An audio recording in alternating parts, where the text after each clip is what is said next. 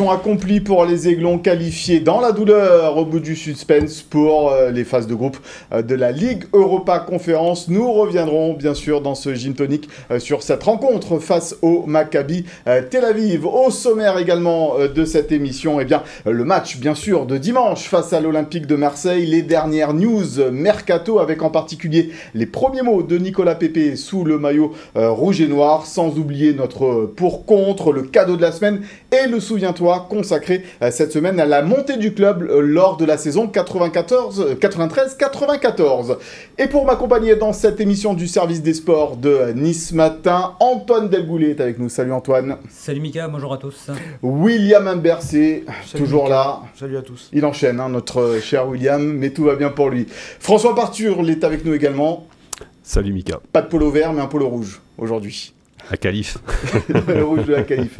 Et notre invité cette semaine a entre autres entraîné bien sûr l'Olympique de Marseille et le GC Nice. Il s'agit d'Albert Raymond. Salut Albert. Merci Mika, bonjour et bienvenue à tous. Merci d'être avec nous sur ce plateau. Je dis entre autres parce que la carrière d'Albert Raymond a bien sûr été également très riche du côté de la SCAN, du côté de la S Monaco, du côté même de l'équipe de France et d'Ajaccio. Les clubs du Sud hein, pour Albert Raymond. Oui, beaucoup. Beaucoup de clubs dans le Sud.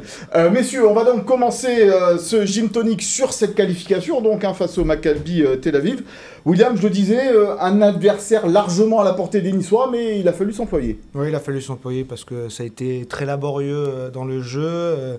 Le GC Nice a encore beaucoup de difficultés, mais par contre, il y avait de l'envie. Ça, on ne pouvait pas leur enlever. Il y avait une belle ambiance aussi, ce qui les a emmenés vers cette qualif avec un but magnifique qui ponctue la soirée. Piqué au vif peut-être sur l'ambiance par tes petits mots dans Nice Matin Non, cette semaine. Je pense pas avoir cette influence-là quand même. Mais, pas encore. Mais c'est bien, c'est agréable de voir que voilà, ce public existe encore. Et voilà, on n'a vécu une belle soirée, même si c'est vrai que l'adversaire était plutôt faible, mais pourtant on a touché la barre transversale, on a tremblé à 10 contre 11. Mais bon, tout est bien qui finit bien. On va voir les stats de cette rencontre entre Nice et le Maccabi Tel Aviv. Elle symbolise évidemment cette domination à outrance hein, des Aiglons dans cette partie, en particulier au niveau de la possession, même si ça s'est équilibré hein, au niveau de la possession en fin de match et en prolongation. Mais quand on voit voilà, les ballons par exemple touchés dans la surface adverse, 47 ballons contre 13, les tirs hein, également largement en faveur des Niçois, 8 tirs cadrés contre 2. Et tu l'as dit, pourtant il y a eu ce poteau quand même malgré tout pour le Maccabi Tel Aviv, des Niçois réduits à 10 contre 11 après l'expulsion de Gouiri. Albert, ce fut dur, mais voilà, du caractère dans cette équipe. Oui, il y a des matchs comme ça qu'il faut gagner avec le courage, avec la volonté, avec l'abnégation, le collectif. Et après, la qualité, on verra après. C'était dur, Antoine, parce qu'on l'a dit, cet adversaire, sans lui faire injure, c'était pas une grosse équipe, mais Nice a quand même eu du mal à se créer même des occasions très franches hein, au final. Hein. Ils ont eu du mal à se créer des occasions très franches, mais ils ont quand même fait 27 tirs. Hein. Faut pas l'oublier. Mais par contre, l'efficacité n'était toujours pas là. 2 buts. Après, le Maccabi, c'est vrai que c'était pas génial, mais c'était quand même très solide. Je pense que Vladimir Ivic, leur coach, les a bien positionnés. Ils étaient tactiquement bien en place. Et malgré tout, ils ont fait peur au gym. Ils ont su attendre. Ils ont su courber les chines. Vous avez un super gardien. Peretz, là, ouais. Qui est vraiment, qui m'a personnellement impressionné. Enfin, je pense qu'il a impressionné pas mal de monde. Il fallait peut-être pas aller au tir au but. Hein. Il fallait peut-être pas aller au tir au but parce qu'il était très très chaud. Mais ouais. en tout cas, c'est vrai que Maccabi a fait une belle opposition, mais c'était pas génial du tout. Donc on est passé, c'est bien, c'est l'essentiel. François, des occasions sur coup de pied arrêté quand même malgré tout, parce que tu étais à l'Alliance Riviera jeudi soir avec William, et on a vu que sur les coups de pied arrêtés, Nice était vraiment au-dessus. Ce qu'il a manqué parfois, c'est de la réussite. Oui, Nice était au-dessus physiquement, sans doute aussi un petit peu dans les duels. Et puis, il a manqué la réussite jusqu'à cette frappe extraordinaire de Belkacem en prolongation. Et puis, on retient souvent la fin, donc le meilleur en l'occurrence. On va écouter la réaction d'Andy Delors après cette rencontre sur cette qualif donc de l'OGC Nice face au Maccabi Tel Aviv. Il est au micro de Philippe Bertini. Tu vois, c'était compliqué le match aller. Même ce soir, on a manqué encore un peu de réussite. Et voilà, à la fin, Alexis met un but de malade. Et on a vu, ça, des fois, ça peut lancer la saison par la plus belle des manières. Et en tout cas, on est vraiment heureux dans le vestiaire. Et je pense qu'on le mérite depuis l'année dernière. Triplé finalement, Will, d'Andy Delors à Reims, qui est validé là, enfin, par l'OGC Nice. Ouais, qui est validé, c'est bien parce que voilà, ils ont quand même si la fin de saison dernière a été compliquée pour plusieurs choses, ils avaient été chercher cette 5e place et sans avoir la qualif en Coupe d'Europe vraiment validée derrière, ça aurait été compliqué parce que le groupe n'a sensiblement pas changé. Donc c'est ceux qui sont allés chercher cette 5e place qui iront jouer l'Europe l'année prochaine, cette saison. Donc c'est validé, c'est bien pour eux et voilà, et surtout pour Andy, que c'était la première fois qu'il avait l'occasion de jouer l'Europe, il va jouer l'Europe. Alors il n'a pas encore marqué, Andy Delors, c'est peut-être le petit bémol pour l'instant dans cette saison niçoise en Coupe d'Europe seulement, puisqu'il a marqué un penalty évidemment. On va regarder un petit peu la joie des Niçois après cette rencontre, que ce soit sur le terrain ou dans les vestiaires, c'est devant les caméras d'OGC Nice TV.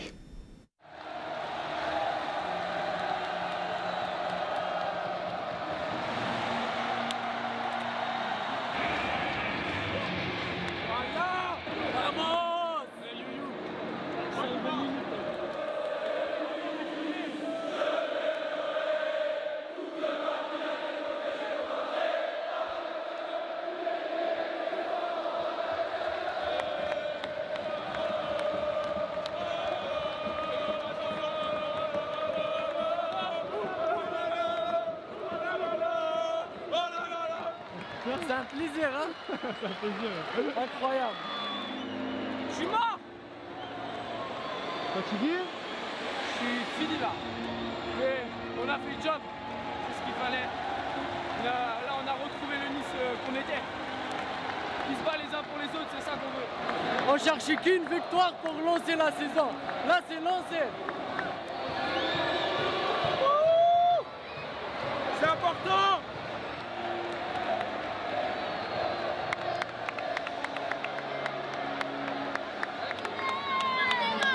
Bravo les gars, bravo, bravo.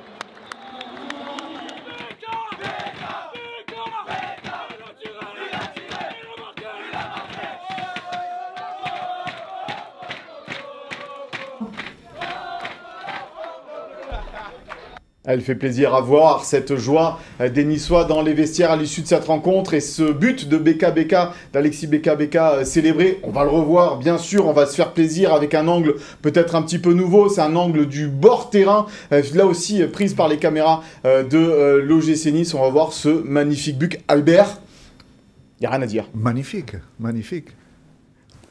Oui, mais c'est vrai. Moi, j'ai marqué le même. Hein. C'est vrai? Vous avez marqué le même. Ah, ouais. Eh bien, vous savez quoi, mon cher Albert? On a les images. Non. On a les images du but marqué par Albert Aymons. Figurez-vous que c'était lors d'un France-Luxembourg, championnat d'Europe des Nations. Et vous allez nous le commenter, ce but, Albert Aymons. Ben oui, c'est le deuxième but, je crois. Ça part du milieu de terrain, ça va arriver sur mon aile gauche. Et là, je pense que c'est moi. Voilà, là, je rentre et je frappe. Bah, voilà. Là même, ça touche la barre. Ça touche la transversale, cette fois. Ça touche la transversale et ça rentre. C'est effectivement quasiment le même but marqué par Albert Aymons. Ça tombe bien, donc vous avoir en plateau à ce moment-là. William, à ce moment-là du match, juste avant ce but de Beka, il faut rappeler le contexte. Nice était réduit à 10 contre 11 et on se disait on va tout droit au pénalty. C'était à 113e minute. On voyait pas comment il pouvait s'en sortir, quoi. Non, surtout que comme l'a dit François tout à l'heure, les coups de pied arrêtés, il y a eu d'innombrables situations. Rien que Dante, on a 3. Et puis ça cadre pas. On se dit, mais à 10 contre 11, ça va être trop dur. Puis en plus, eux, les Israéliens défendaient bien. Chaque fois, ils étaient bien en place. Donc, et puis est arrivée cette magie. Mais en plus, c'est même pas une occasion sur le coup. C'est un ballon hérité. Et on se dit, il va centrer. Et puis, action individuelle. Action individuelle magnifique. Voilà. Et le coach le disait, il le fait souvent à l'entraînement, fin d'entraînement, après les séances. Il se fait des frappes au but. Ben, ça porte ses fruits. François, des deux côtés en plus. Ouais. Sans trahir un secret dans la tribune de presse, tout le monde a explosé de joie, y compris dans le stade, parce qu'on vraiment on l'attendait pas celui-là, et c'est vrai que on n'a pas pu se retenir, quoi. Ouais, c'est un peu la magie du foot, quoi, de la Coupe d'Europe, quoi. C'est le geste de génie qui fait basculer une rencontre.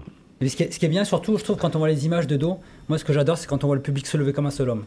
Ouais. Alors là, c'est vraiment, on a les frissons, on a les poils là qui se lèvent, comme on a pu vivre vraiment dans les grandes compétitions en Coupe de France ou en Coupe d'Europe. Là, quand il y a le public se lève là d'un seul coup, là, c'est vraiment ça fout les poils. L'explosion de joie. Et Lucien Favre a dit qu'il avait vu cette frappe terminée sur la barre. Il pensait que ça sur la latte, très exactement. Parce qu'il est suisse, notre ami Lucien Favre, et il a dit la latte. Mais à la fin, ça joue. C'est ça, c'est exactement ça. On va l'entendre, Alexis Beka, évidemment, après cette rencontre, le héros de cette soirée du côté de l'OGC Nice. J'ai tenté ma chance ce soir et ça m'a réussi. Je pense que j'ai pu tenter ma chance ce soir grâce notamment à mes coéquipiers qui m'ont très bien accueilli dans l'équipe, qui m'ont très bien intégré, ce qui me permet d'être en confiance et de tenter ce genre de choses, ce genre de gestes, de frappes. Et voilà, ça m'a réussi ce soir. Je tenais aussi à remercier le public qui a toujours été derrière moi dès mon arrivée. Et voilà, c'est, je pense, ce genre de choses qui permettent aux nouvelles recrues de tenter des choses et de faire marquer notre équipe. Voilà donc Alexis Beka après la rencontre hier. Avoir un joueur comme ça, Albert, dans une équipe qui est capable de mettre des buts de la sorte, de frapper comme ça fort, c'est évidemment un atout certain pour débloquer une rencontre. Je pense que c'est bien maîtrisé de la part de l'entraîneur parce que dès qu'il le fait rentrer, il bouscule cette équipe, il percute, il dribble. Et ça, on le voit très peu maintenant dans le football actuel. Donc, c'est des gars qui arrivent à faire, comment on pourrait dire, la différence en fin de match. Quand tout le monde est un peu fatigué, lui, il est frais, il a son esprit, il est vif. Et la conclusion, c'est ce but. Surtout qu'Antoine, il remplace Kefren Turan, qui avait fait un énorme match jusqu'à ce moment-là, qui était perclus de crampes, qui a quand même essayé de revenir à la mi-temps de la prolongation, mais ça n'a pas marché. Et derrière, c'est l'histoire qui parle, quoi. Ouais, c'est un coaching gagnant, comme on dit. Et puis Beka, il a coûté 12 millions d'euros, mais il a déjà remboursé une partie de son transfert. Parce qu'avec la Coupe d'Europe, il y aura 6 matchs de plus, et puis peut-être plus encore. Et franchement, il a retiré une belle épine du pied de l'OGC Nice en tout cas. Et puis il est rentré directement, Will, dans le cœur des supporters. Là. Ah ouais, là ça y est, lui, c'est devenu un chouchou en une action. On a vu le public n'arrêtait plus de scander son nom, mais c'est mérité. Hein, et en plus, ça a l'air d'être un jeune très humble, avec sa petite voix. Petite voix, mais grosse frappe. Ah ouais, mais ça nous va, hein, c'est parfait comme ça, on préfère ça. Hein. Alors, évidemment, on va pas tout non plus gommer dans cette qualification niçoise, et on va passer au pour-contre de cette semaine. La qualif comme déclic peut-être de cette saison de l'OGC Nice, parce que pour l'instant, c'était pas très fameux. Je vais donner la parole à mon cher François, d'abord, pour ce pour-contre. Il est surpris, François. Il avait oublié. Oui, c'est pour toi. Alors, la qualif comme déclic. Je dirais oui. Oui. Je dirais oui. Pas forcément, évidemment, sur la qualité du jeu déployé, mais sur l'aspect mental et surtout sur la communion avec le public, qui me semble être un facteur très très important pour lancer une saison, pour donner de la confiance aux joueurs.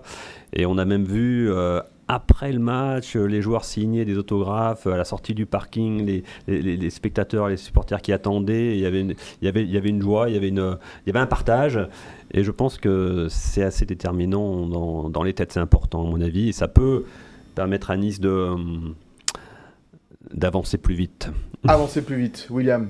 Je suis d'accord avec tout ce que dit François, mais je suis obligé aussi de tempérer un peu cet enthousiasme avec le contenu. Parce qu'au-delà de ce match-là, mais sur ce match-là surtout, on a vu que c'était lent dans les transmissions. Il y a du mal ce jeu prôné par Lucien Favre de transmission rapide pour justement faire bouger le bloc adverse, on ne le voit pas. C'est plutôt tendance des garçons qui portent un peu trop le ballon. On a vu Lemina, on a vu Thuram, on a vu des fois Attal porter un peu trop, ne pas faire le bon choix dans les derniers mètres. Donc voilà, c'est le jeu de Lucien Favre, on ne le voit pas encore. Le mercato n'est pas terminé non plus. Donc voilà, je tempère un peu l'enthousiasme de ce match-là sur ces points-là. Albert, c'est important le jeu en début de saison ou pas encore ? Pas encore. La préparation a certainement été lourde. De préparer des matchs de Coupe d'Europe en entrée comme ça, de championnat plus Coupe d'Europe, c'est très délicat. Il faut préparer ses joueurs. Je pense qu'il faut préparer les joueurs physiquement et mentalement. Physiquement, je sens qu'à la fin du match, beaucoup de joueurs ont eu des crampes. Donc, ils ne sont pas encore prêts. En plus, la chaleur qui est abominable à ce moment. Mais c'est gagné. Toujours gagné. Gagné. Après, on verra pour la suite. Après, on travaille et ça va s'améliorer. Antoine, la synthèse de tout ça, qui t'a convaincu ? Moi, tout le monde m'a convaincu parce que je suis d'accord avec François que ça peut être un match fédérateur. Quand on voit la joie à la fin, c'est fantastique. Le public est là, on est en communion. Je suis d'accord avec Will parce que le jeu n'est... Il y a encore beaucoup de progrès à faire dans le jeu, c'est beaucoup trop latéral, ça manque de profondeur, il n'y a pas de réalisme malgré beaucoup de frappes au but. Voilà, donc, mais moi je pense que le déclic, il se fera vraiment que s'il y a un résultat contre l'OM dimanche. Et ça va être ça, il faudra confirmer contre l'OM dimanche parce qu'en plus il va y avoir la fatigue, parce qu'on peut avoir un début de déclic ici, mais si contre l'OM l'équipe sombre voilà, et qu'avec la fatigue cumulée il y a un peu plus de 48 heures de repos malheureusement avec la prolongation. J'ai peur que si ça se passe mal contre l'OM, ça risque de retomber comme un soufflé. Donc, on va en parler justement de ce match contre l'Olympique de Marseille dans quelques instants. Mais d'abord, on va voir le tirage au sort de cette Ligue Europa Conférence. C'est tout chaud, c'est tombé en début d'après-midi. L'OGC Nice qui sera donc opposé aux Partisans de Belgrade, au FC Cologne et au FC Slovako. Avant de détailler un petit peu les équipes avec Antoine, Will, on va dire que c'est abordable pour l'OGC Nice, c'est ce qu'on dit un peu toujours dans ces cas-là. Oui, c'est ce qu'on dit un peu toujours, mais je pense qu'en Ligue Europa, l'OGC Nice a déjà eu des poules un peu plus compliquées que ça. Là, voilà, c'est à la portée de l'OGC Nice. Il y aura des déplacements quand même toujours compliqués. Partisans, ça sera bien chaud. Cologne aussi, on imagine. Cologne aussi, ouais. Une équipe de Bundesliga. Donc voilà. Et puis après, la petite bourgade tchèque de 25 000 habitants, ça va être du dépaysement. Ouais. Alors Antoine, toi tu t'es un peu penché sur ces trois adversaires de l'OGC Nice. Qu'est-ce que tu peux nous en dire en particulier d'abord sur le Partizan de Belgrade? Bon, j'ai pris quelques notes effectivement. Donc Partizan de Belgrade, c'était un club très réputé d'Yougoslavie. Hein. Là, ils ont fini deuxième club. C'est le deuxième club le plus titré de Serbie après l'Étoile Rouge, hein, qui est le rival éternel. Qui est adversaire de l'AS Monaco en Europa League. Exactement. Donc ils ont fini deuxième la saison passée du championnat de Serbie. Ça fait 3 années qu'ils terminent deuxième, 3 années qu'ils sont finalistes de la coupe mais qui ne gagnent pas. Devant, c'est l'Étoile Rouge. Ils ont fait un mauvais départ en championnat cette saison. Ils ont pris que 8 points en 5 matchs. Ils ne sont que 11e. Ça, c'est la stat Léandra qu'on embrasse. Tout à fait. Merci Léandra. Merci Léandra. Le président, c'est Ivan Kurkovic, hein, l'ancien Stéphanois. Il connaît ça. 78 ans. François, Ivan Kurkovic, ça te parle? Ah, mais c'est ça. Non. Dans le micro, François, s'il te plaît. Non, mais ils ont du mérite, le Partizan, l'Étoile Rouge. Mais bon, là-bas, je veux dire, c'est la religion, c'est le basket, quoi. Le foot, ouais. Bon, c'est pas mal aussi le foot. Ouais, je pense que c'est quand même largement à la portée de l'OGC Nice, quoi. Ouais. Oui. Oui, alors après la star, en plus c'est vrai que la star en fait, quand on regarde le site Transfermarkt, la star c'est l'avant-centre Ricardo Gomes, il vient du Cap-Vert, donc je sais pas si vous le connaissez, hein, il est... Pas du tout. Voilà, il coûte... Je l'ai pas paqué à FIFA celui-là. Il coûte 4 millions, il a 30 ans, et il a marqué 31 buts en 40 matchs la saison dernière. Voilà. D'accord. Donc après l'un des atouts aussi du Partizan, c'est peut-être son stade, même s'il est moins chaud que le Maracana de l'Étoile Rouge, comme me disait Albert tout à l'heure. Il y a 32 000 places, ça peut être un peu comme le stade du Maccabi où tu es allé, William. Donc une ambiance chaude, un stade chaud bouillant, ça peut aussi porter une équipe, un 12e homme. François? Oui, pas de mésentendu par rapport au football serbe. Je dis pas que le football serbe est pas bon, mais que les meilleurs joueurs serbes n'évoluent pas, ni au Partizan, ni à l'Étoile Rouge. Ni à l'Étoile Rouge. Albert, vous avez eu l'occasion d'affronter des clubs serbes par le passé? Oui, l'Étoile Rouge de Belgrade, bon, ça c'est une institution. Le Partizan, comme il a dit, Antoine, c'est Kurkovic avec Bjekovic qui était le directeur sportif il y a quelques années. Que l'on connaît bien ici. Et c'est vrai que malheureusement, ils perdent leurs joueurs chaque année. Tous les bons joueurs vont en Angleterre, passent par l'Allemagne ou passent par la Russie. Mais ils ont cette volonté de toujours progresser au niveau des jeunes et ils font de la formation de grande qualité. L'autre équipe, c'est Cologne. Alors le FC Cologne, à Nice, on connaît un peu déjà parce qu'il y a Anthony Modeste qui a joué cette saison. Notamment l'année dernière, il a fini. Il va falloir l'inviter dans Gym Tonic. Voilà, là il a signé au Borussia Dortmund. Ça va être compliqué, ouais. Il a Dortmund. Il a signé au Borussia Dortmund pour remplacer Haaland un petit peu. Enfin, un petit peu. Et surtout Sébastien Haller, qui a connu un drame. Voilà. Et donc, il a marqué 20 buts la saison dernière. Il a joué cette saison là-bas. Là-bas, c'était une idole, on peut dire, à Cologne. Il y a Vincent Cosiello qui est passé aussi par Cologne, même s'il a fait beaucoup. On sent les papiers qui vont arriver là dans Nice Matin, avec Vincent Cosiello et Anthony Modeste.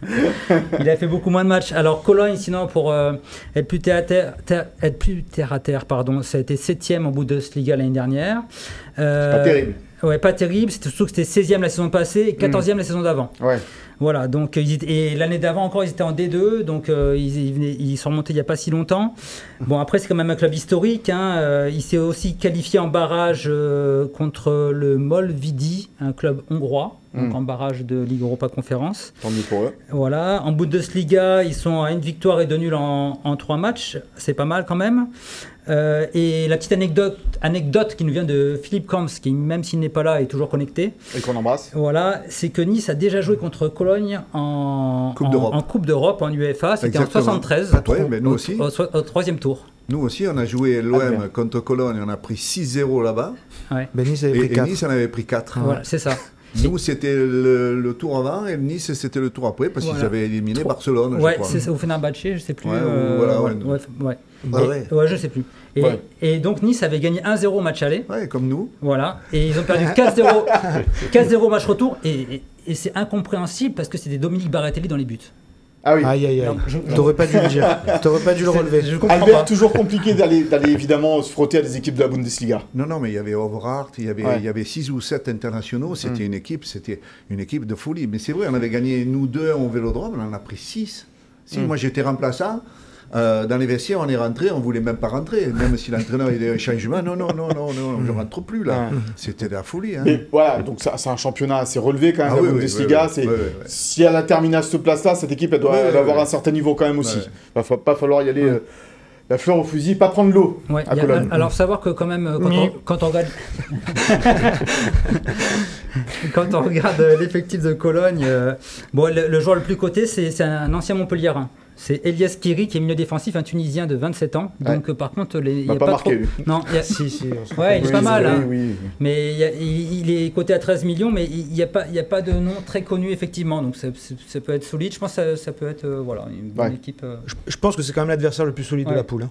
Mieux que Partizan de Belgrade. Je pense aussi. Cologne, équipe de Bundesliga, gros public aussi, qui se déplace. Hein, il va y avoir beaucoup d'Allemands à l'Alliance aussi. Donc non, c'est bien. Et la dernière équipe, le FC Slovako, qui comme son nom ne l'indique pas. Voilà, et de la République tchèque.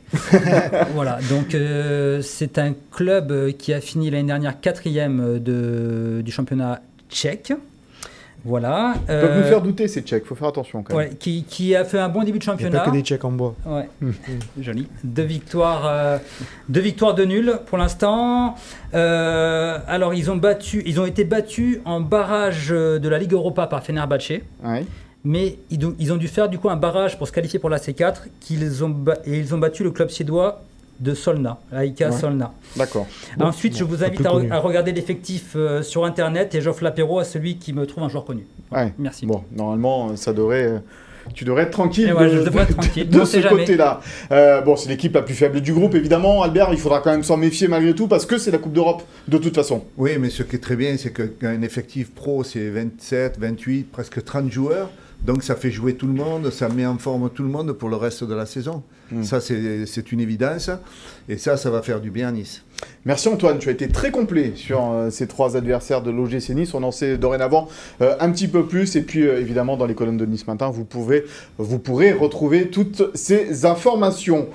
On passe au mercato, messieurs, parce qu'on y est encore dans cette période du mercato, avec une première bonne nouvelle, c'est l'arrivée de Nicolas Pepe. Il a été présenté à la presse ce vendredi après-midi, du côté du centre d'entraînement de l'OGC Nice. Vous le voyez sur ces images de Philippe Bertini. Oui, la bonne pioche, évidemment, on l'attendait, Nicolas Pepe, depuis un certain temps. On en parlait déjà la semaine dernière.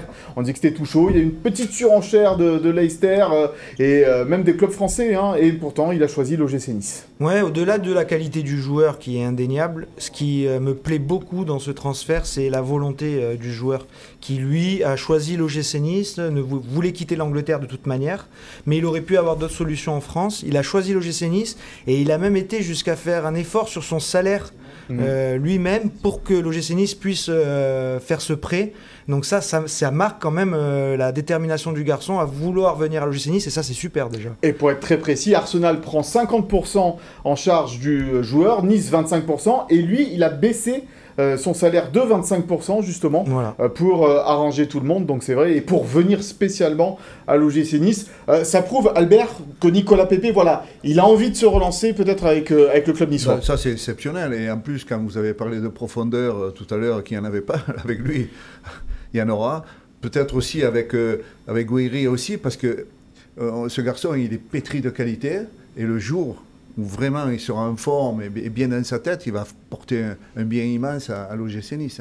François, Nicolas Pepe, on s'en souvient un peu de sa période lilloise, hein, 22 buts, 22 buts, on se passe décisif cette année-là. On se passe décisif, hein, et il a dit tout à l'heure, bah, écoutez, je vais essayer de faire mieux avec l'OGC Nice, donc voilà. Et ça promet. Ça promet, et bon, et on pense qu'il pourrait débuter dès dimanche contre l'OM. Tu t'avances, on parlera de la compo probable tout à l'heure. Will fait des gros yeux. On va regarder quand même les stats de Nicolas Pepe lors de ses 3 dernières saisons du côté d'Arsenal, où au final il n'a pas énormément joué, hein, Nicolas Pepe. En tous les cas, sur les 2 dernières saisons, il y avait un peu moins de temps de jeu. On va regarder ça. 112 matchs joués en 3 saisons, 27 buts, c'est pas beaucoup, 67 fois titulaire, 21 passes décisives, ça c'est déjà pas mal. 5 cartons jaunes, 1 rouge. Bon, il va lui falloir un petit peu de temps.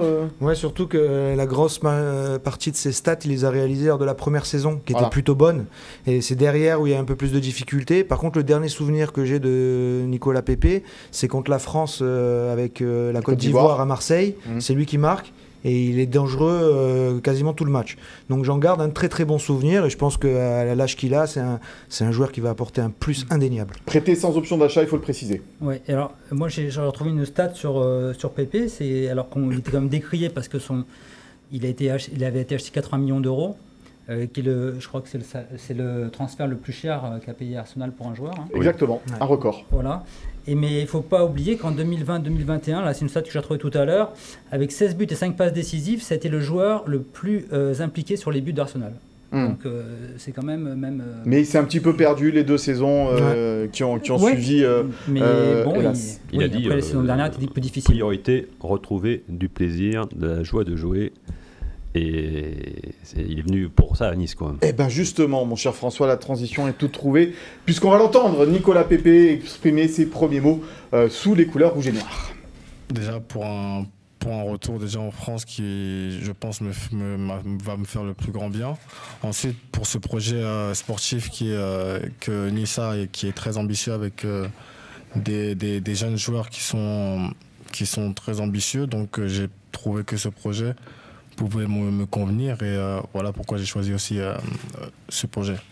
C'est aussi reprendre du plaisir déjà pour commencer ici en France, avec la confiance bien sûr du coach et du président. Maintenant, comme j'ai dit, c'est déjà le principal, retrouver de la confiance et les terrains. Quand on ne joue pas aussi assez et qu'on espère jouer, bien sûr que j'ai faim de terrain, j'ai faim de but, j'ai faim de passes, j'ai faim de tout. Voilà, il a faim, Nicolas Pepe, sous les couleurs niçoises. Albert, est-ce qu'il peut être prêt dès dimanche? Il n'a pas joué encore cette saison sous les couleurs d'Arsenal, il a fait juste la préparation. Est-ce que c'est un peu juste pour l'intégrer déjà dans l'équipe, dans le 11, ou pourquoi pas, allons-y? Vous savez, on connaît pas, personne ne connaît la valeur physique actuelle de Pepe. C'est possible qu'il soit dans l'effectif, c'est possible qu'il soit sur le banc, c'est possible qu'il rentre, tout dépend de la fatigue de tous les joueurs qui ont joué hier soir aussi, parce qu'il y en a beaucoup, mais il faut faire très attention quand même. Parce que on est impatient de le voir jouer, parce que du côté des droits, il n'y a pas grand monde qui tient la baraque. Nous on est impatient, mais c'est surtout Lucien Favre qui est impatient. C'est surtout lui qui depuis un bon mois et demi, 2 mois attend, se renforce sur ce côté-là. Donc c'est vrai que les qualités de Nicolas Pepe, il les a pas dans l'effectif. Parce que là, il y a eu Claude Maurice qui n'a pas fait un mauvais match. Non, mais c'est un autre registre. Sur le côté droit, mais c'est sur un autre registre. Là, Pepe, c'est de la percussion, c'est de la vitesse, c'est du dribble, c'est un danger bien autre que le jeu entre les lignes de Claude Maurice. Tu l'as vu déborder, Claude Maurice, toi? Non, mais il l'a expliqué d'ailleurs, Lucien Favre. Aujourd'hui, il a positionné droit, axe droit. Et du coup, ça laissait l'espace à Attal. Non, mais c'était bien vu, mais c'est pas un ailier droit. Et puis Calvi Stengs, là, non, mais là, Calvi Stengs, c'est terminé. Hier encore. Faudrait peut-être même lui trouver une porte de sortie. Hier encore, il fait une entrée catastrophique. Face à une équipe valeureuse, mais fatiguée aussi. Et il n'est pas passé une fois. Et puis quand il passe pas, il n'a pas l'air de faire l'effort pour en plus récupérer le ballon derrière. Sa plus belle course, c'est celle derrière BKBK quand il a marqué. Pour les féliciter. Voilà, c'est ça sa plus belle course. C'est déjà bien. Non, mais... Les autres news mercato de cette fin de mercato, mon cher William, on continue de parler de Diop et de Cavani. D'ailleurs, on va d'abord entendre Jean-Pierre River.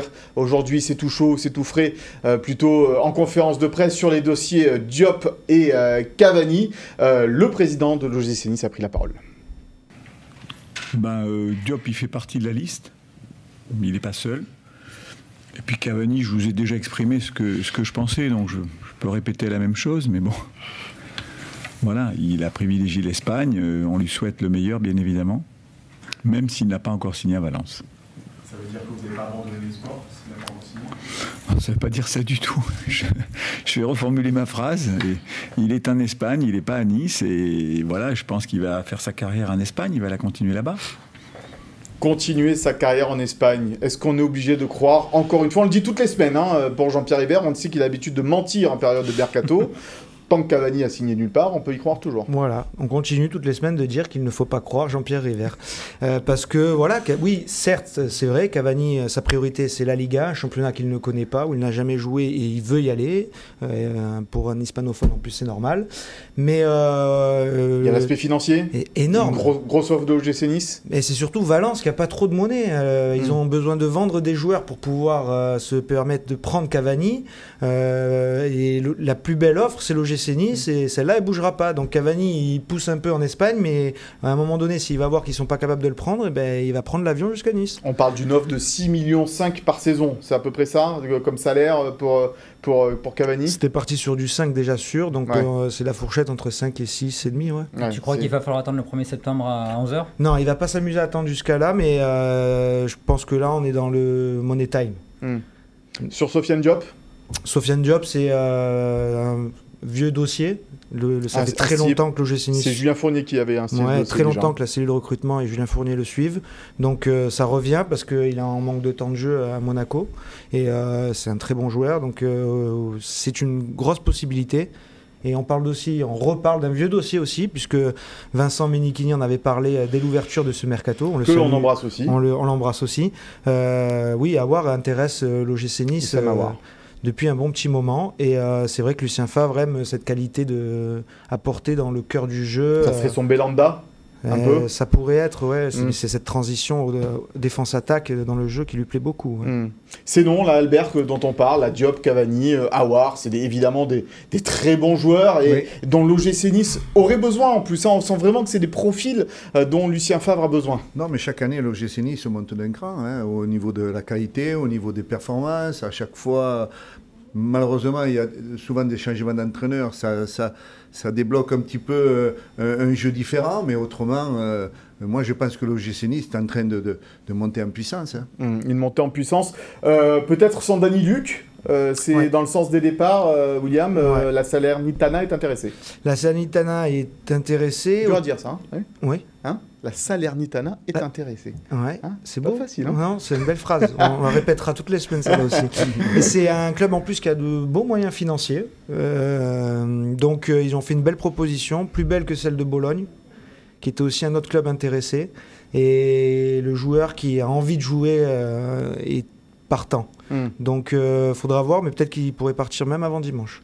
Ah oui, et ça va nous poser un problème, parce que rappelons que Todibo est suspendu face à l'Olympique de Marseille, et ça nous permet évidemment d'ouvrir cette page consacrée au match de dimanche 15h, un horaire un peu inhabituel pour un Nice-Marseille, évidemment à l'Alliance Riviera. Albert, c'est Nice-Marseille, il se passe toujours quelque chose. Oui, c'est Marseille-Nice, c'est Nice-Marseille. J'en ai participé à pas mal.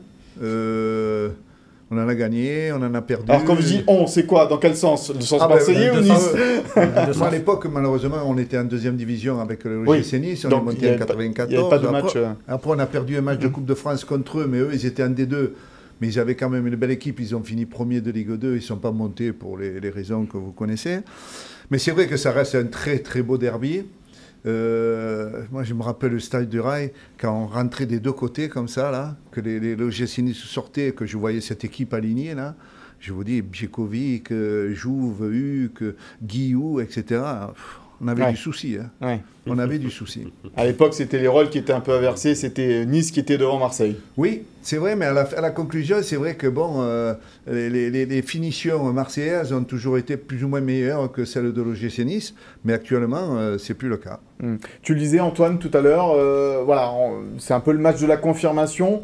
Tout va dépendre du physique, tout va dépendre de l'animation peut-être de cette équipe niçoise. Oui, puis tout va dépendre de la compo aussi que va faire Lucien Favre. Will va en parler tout à l'heure, mais peut-être il va y avoir un changement de système. Voilà, quel joueur parce qu'il y a moins de 72 heures de récupération, il ne faut pas l'oublier. Hein, ils ont joué jeudi soir, il y a la prolongation, ils jouent à 15h dimanche, même pas à 21h, donc ça fait 6 heures de moins de récupération. Donc moi j'ai un peu d'inquiétude là-dessus. Après bon, c'est des professionnels, l'effectif quand même niçois est étoffé. Voilà, mais bon, déjà, il n'y a pas Todibo, il n'y a pas Limina. Ouais, voilà. Ça fait du monde au moins. On va écouter ce que pense Lucien Favre de cette équipe de l'Olympique de Marseille. Ils ont changé un petit peu leur système.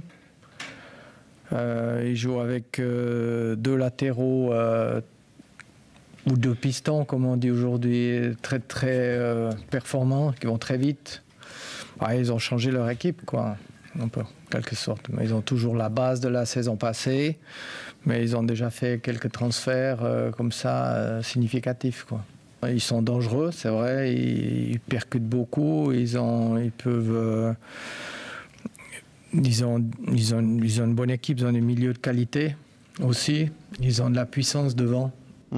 Et oui, de la puissance devant du côté de l'Olympique de Marseille, même s'ils ont perdu Arkadiusz Milik, hein, qui est parti à la Juventus de Turin, mais ils ont récupéré par exemple Alexis Sanchez. Il faudra s'en méfier, Will, d'Alexis Sanchez. Il a déjà été titulaire le match précédent. Hein. Ouais, et puis on connaît, hein, le garçon, il a un CV long comme le bras, c'est un buteur redoutable. Même si je me méfie aussi de Milik à l'époque, que je ne l'ai jamais trouvé mauvais. Ouais. Mais voilà, bon, ben, c'est Sanchez maintenant. Oui, c'est toujours un adversaire redoutable et surtout sans Todibo derrière. Ouais, ça on va en parler dans un instant. On va regarder le classement quand même de cette Ligue 1, même s'il est assez anecdotique après 3 journées. Mais malgré tout, eh bien, on va voir que cette équipe de l'Olympique de Marseille avec 7 points pointe à la 3e place du classement derrière le Paris Saint-Germain et Lens. Et puis derrière l'OGC Nice avec seulement 2 points étant 16e position. Un mot, Albert, sur ce qui agite un peu, on va parler de l'adversaire, l'Olympique de Marseille, et cette histoire de Dimitri Payet laissé sur le banc de touche pour le moment du côté de l'OM. Vous comprenez la décision d'Ugor Tudor? Moi, je ne suis pas dedans, mais c'est ponctuel. Ça veut dire que ça ne va pas durer. Ouais. L'année dernière, Payet c'est presque lui qui qualifie cette équipe de l'OM pour la Champions League. L'année d'avant, presque lui aussi. C'est un mec, il met du temps pour être en forme. Bon, ben, il n'est pas tellement en forme actuellement, mais si jamais il est en forme, il peut créer beaucoup de choses et faire du mal à des équipes adverses. Ce qui pourra faire la différence, François, c'est le public, peut-être. Alors, on ne va pas revenir sur les événements et les incidents de l'année dernière lors de ce match entre Nice et Marseille, mais on a vu là, même s'il n'était que 20 000 spectateurs, tout à l'heure, Will l'a rappelé, contre le Maccabi Tel Aviv, ça a fait du bruit. Là, on espère aussi que le public va donner des forces à cette équipe niçoise. Oui, ce sera sûrement le cas. On espère évidemment qu'il n'y aura pas les débordements qu'on a connus la saison passée. Il n'y aura pas de supporters marseillais, ça c'est arrêté ministériel, hein, même pas préfectoral. C'est un arrêté ministériel qui empêche les supporters marseillais de venir au stade. Peut-être pas Dimitri Payet au coup d'envoi non plus, même s'il est vraiment pour rien le pauvre. Et non, je pense qu'effectivement ça pourra jouer un rôle pour l'OGC Nice. Et puis, c'est vrai qu'il y aura de la fatigue, mais il y aura aussi une adrénaline positive et de la confiance revenue pour un groupe, comme disait William, qui a beaucoup bossé la saison passée pour obtenir cette qualification européenne. Et le fait de voir ce travail validé, bonifié, ça peut donner beaucoup d'énergie, je pense. Un gros enchaînement de matchs, Antoine, pour l'OGC Nice. Marseille dimanche, Lille mercredi, Monaco à domicile dimanche. Ça va être 3 matchs. C'est là où on va voir vraiment que l'OGC Nice pourra figurer parmi le haut du tableau cette saison. Oui, après, il ne faudra pas tirer peut-être d'enseignements trop hâtifs non plus, parce que l'équipe est en train de se construire, il y a des joueurs qui vont arriver. Mais c'est sûr qu'il va falloir marquer des points dans ces 3 matchs-là, hein, parce que si on ne marque pas de points dans ces 3 matchs-là... On ne les revoit plus, les autres. Ça va être dur, quoi. Non, ça va être très compliqué. Hein. Très compliqué. On en a un petit peu parlé, mais on va passer à la compo probable, Will, de cette équipe de l'OGC Nice face à l'Olympique de Marseille. Et tu l'as dit peut-être, enfin c'est Antoine qui t'a un peu spoilé, peut-être un changement de tactique. Je l'ai lancé. Tu l'as lancé. Ça peut être une solution, oui, vu la force offensive de l'OM qui redoute un peu, et notamment les côtés. Ça pourrait être un système à 3 derrière et donc les pistons sur les côtés. Donc devant Schmeichel, on pourrait retrouver donc Danny Luc à condition qu'il soit toujours niçois. Ouais, ça c'est la grosse condition. C'est la grosse condition. Est-ce qu'un Rosario pourrait pallier à une absence? Oui, mais dans ce cas-là, qui remplace Lemina? C'est aussi ça le... C'est aussi ça. Ouais, c'est vrai que ça devient un peu compliqué pour les états de forme. Lemina qui a pris 3 matchs au passage. Ouais, hein. C'est beaucoup. Ben, c'est comme la commission est dans le sens de l'arbitrage. Nul.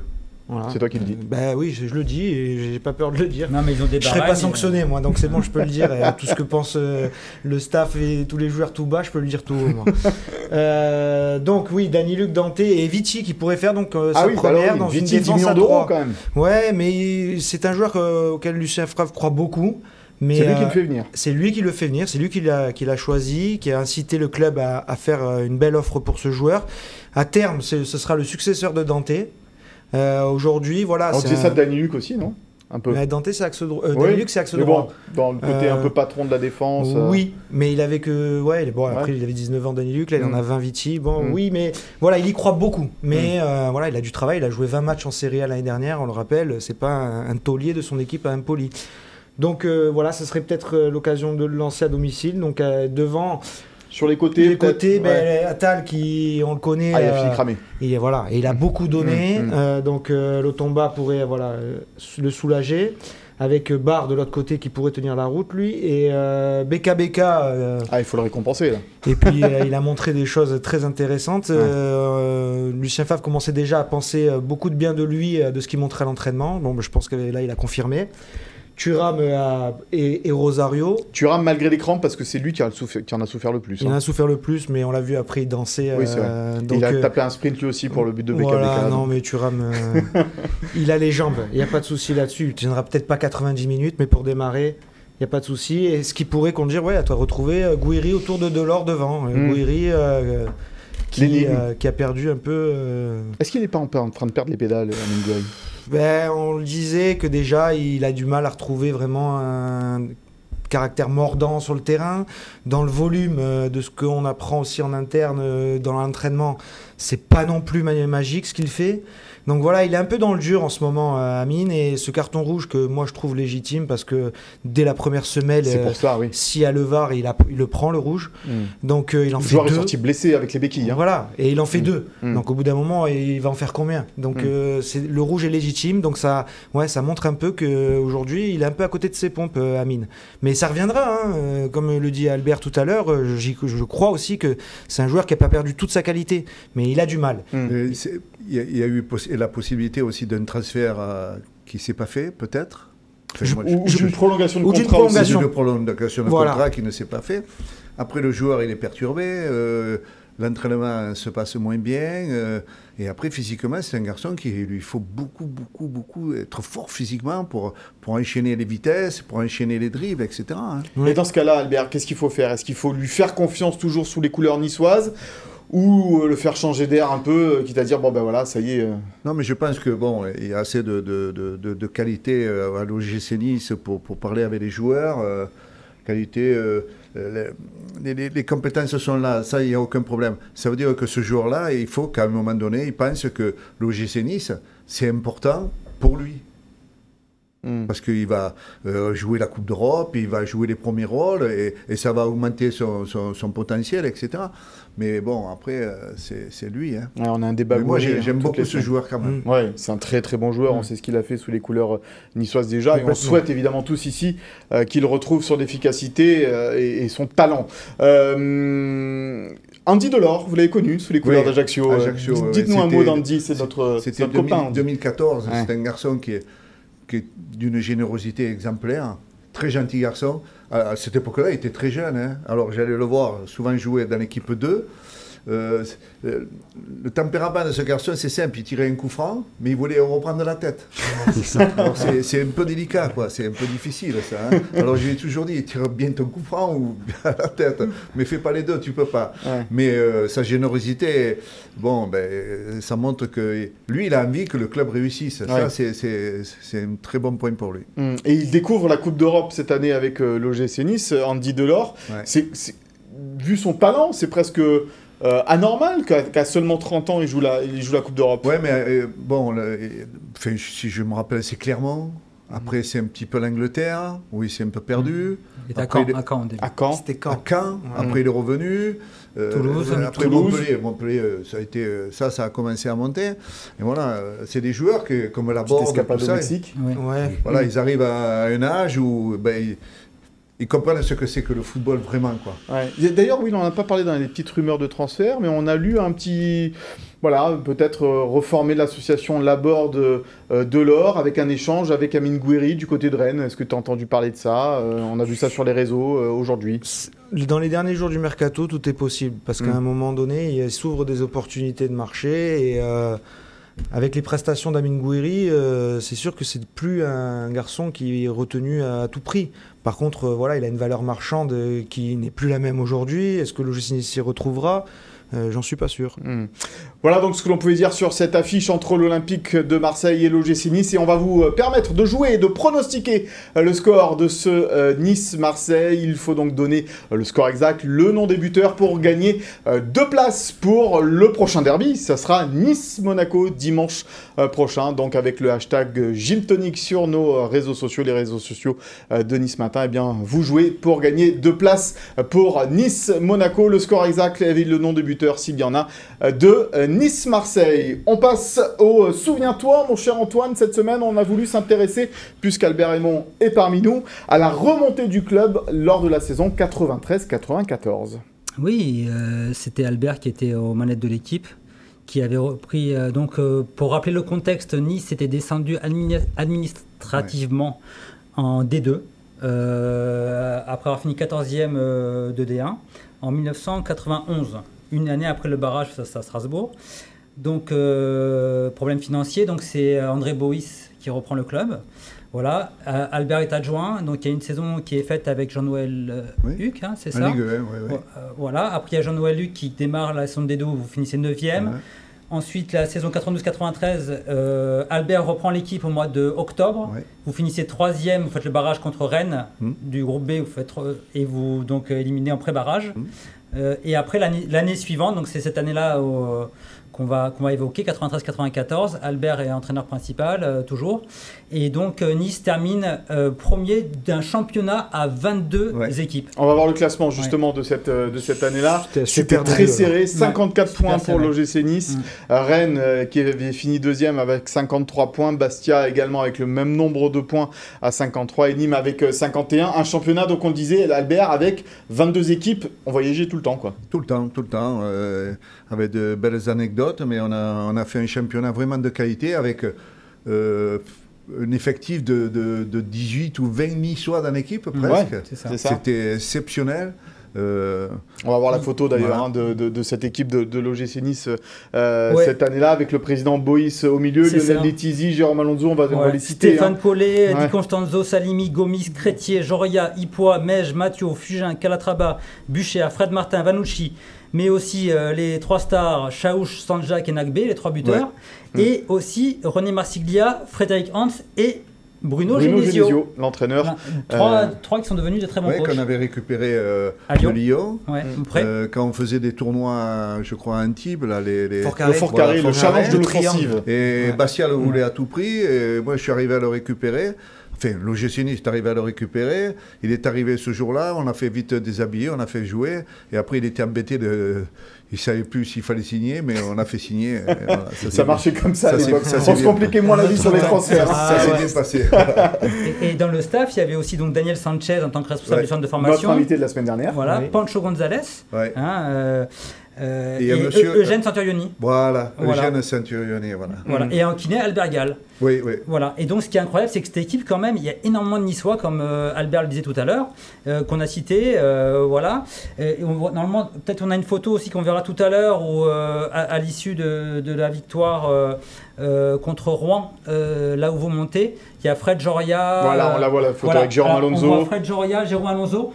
On voit Steph Collet, Van Mouchaouch à droite. Et je me demande si c'est pas Patrice Alberganti qui est en survêtement. C'est pas possible. Patrice Alberganti n'a jamais joué un match de foot sous les couleurs de l'OGC Nice. Je suis pas sûr. C'est une légende, ça. Oui, mais il a un survêtement.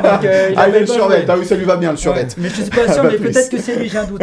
C'est possible parce qu'il était dans l'effectif. Voilà, c'est lui. On le charrie souvent avec ça parce que c'est vrai que Patrice, on l'adore. Cette équipe, ça c'était après le match de Rouen.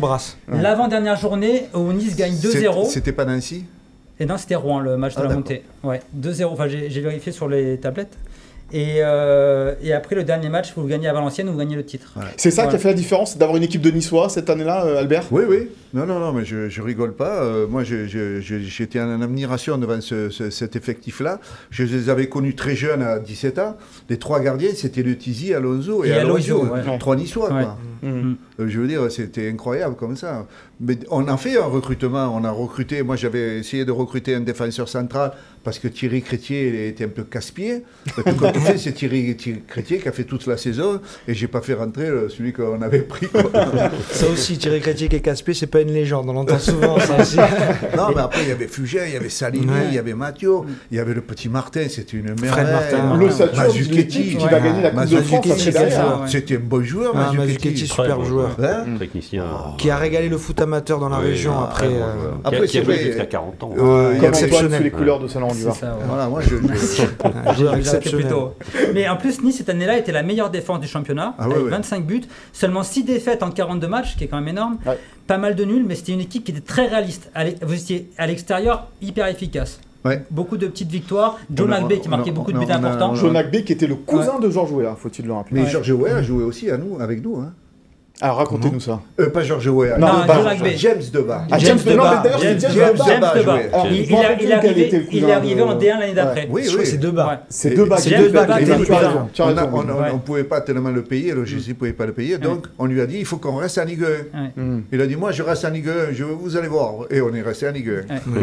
Ça aussi c'est un drôle de joueur. Ah, c'est un bon joueur. Voilà donc ce que l'on pouvait dire sur ce Souviens-toi consacré à la remontée de l'OGC Nice lors de la saison 1993-1994. Albert Raymond, merci beaucoup d'avoir été avec nous. C'est moi, j'étais ravi. On a passé un super moment en votre compagnie et puis on a pu voir l'un de vos fabuleux buts sous les couleurs des Bleus. Magnifique. Avant Alexis Beka-Beka. Une inspiration pour Beka-Beka. Il y avait Albert Raymond. Effectivement. Messieurs, merci beaucoup. Merci à toi, Mika. À dimanche pour cette rencontre entre l'OGC Nice et l'Olympique de Marseille. Merci à Philippe Bertini, Sophie Doncé, Chloé Voirgard, Franck Fernandez à la préparation et la réalisation de cette émission. On se retrouve la semaine prochaine. Bonne semaine à tous.